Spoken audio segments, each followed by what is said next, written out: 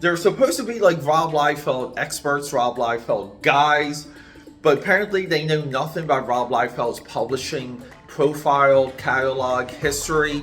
I'm curious about it. The maximum press listings are Thunder Agents #1. I don't know if they ever did any Thunder Agents. No. And War Child #1 that Liefeld's supposedly drawing.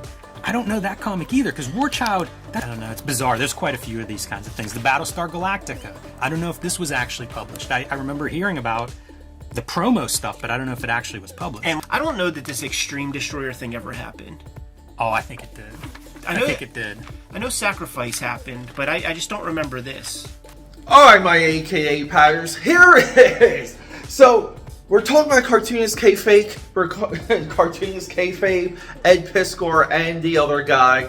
Why am I so upset? Well, look, people, I just watched Wizard Magazine 53 95 year-end spectacular with a very odd John Romita Jr., John Romita Sr. Spider-Man like leg up taint shot that they really emulated. Like they were all sucking that knob. They were all about that. That no one bought that magazine for the cover. Everyone bought Wizard 53 for the Rob Liefeld interview profile, Extreme Studios. Look, that was the big deal there. So, me and my generation, me and my comic book friends, and by that I mean myself, because that's what comic book collecting was like in New Jersey in 1995. You did a solo.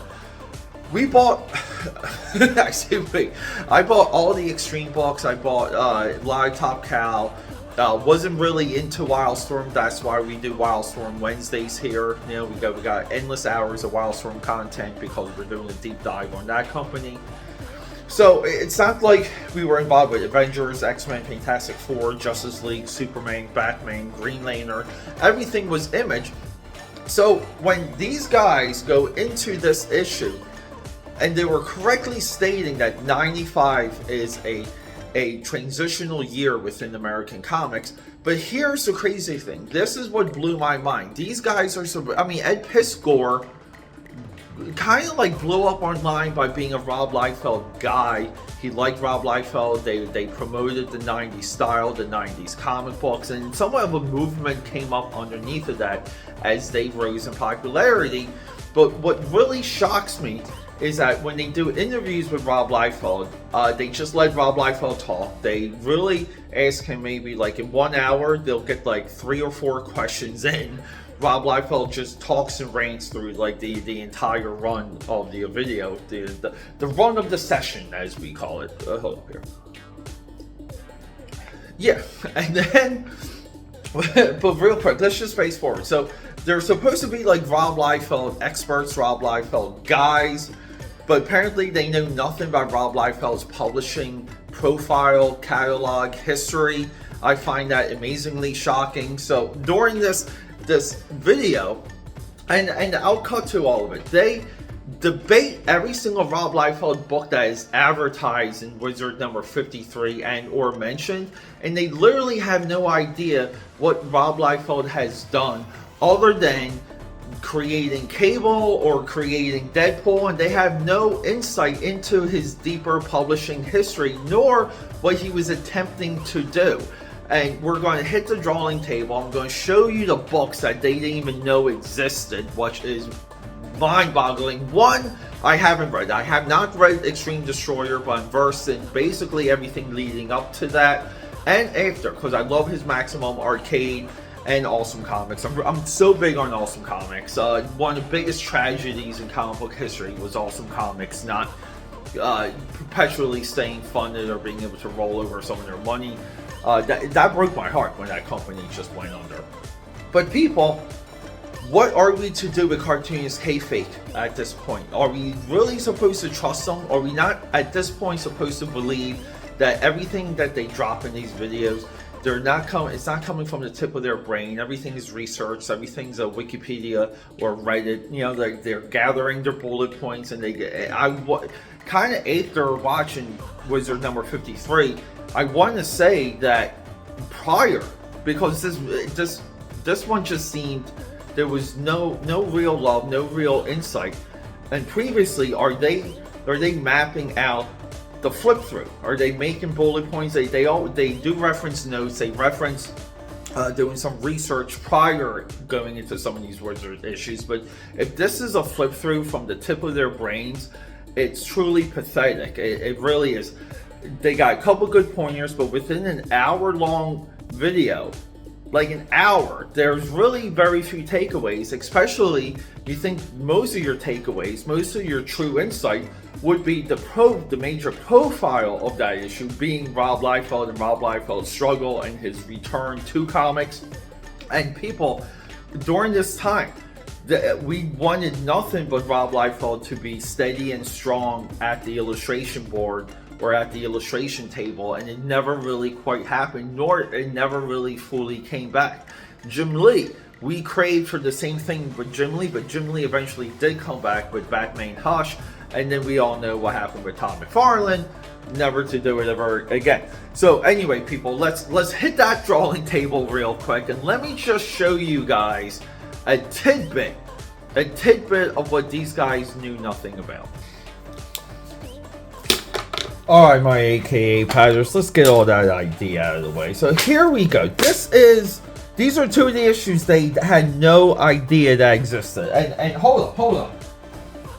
I almost forgot this. So I just want to show off the ad in here. So Extreme Destroyer leads into the cancellation of New Men creating New Force. Just so you guys know, here's the note. But so here it is. So this is the ad. This is like the wizard ad. This is Shepard. Shepard, even for me, let me just go over here. So even like Shepard, back in my when I was working on this sketchbook, this is one of last year's one. Somewhere in here, I drew Shepard. I drew Shepard from Extreme Destroyer right here. Okay, so guys, I live and breathe this stuff. Trust me, don't trust them. What do we have to say about Battlestar Galactica? Story, Rob Liefeld, Robert Nathan, right? I want to say this is the team that was behind the solo Bloodstrike series. So this is spectacularly, wonderfully colored. It's a top-notch licensed book. Before we had our licensed comic book renaissance that came through Dreamwave and Transformers. This is a solid issue. This is a solid series. Nice little baby sketchbook section. But this is solid. This is a solid read. So what is this mystery? I mean, the KayFAKERS didn't even know what this was. I thought we would just crack one of these open right here. Let's do that. You know, Rob Liefeld and Polybags goes together like peas and carrots. And keep in mind, I'm not here to totally trash Cartoonist Kayfabe. We have our Extreme Destroyer game card with Kid Supreme. During his time at Extreme, Kid Supreme was Dane Fraga's best work, by the way.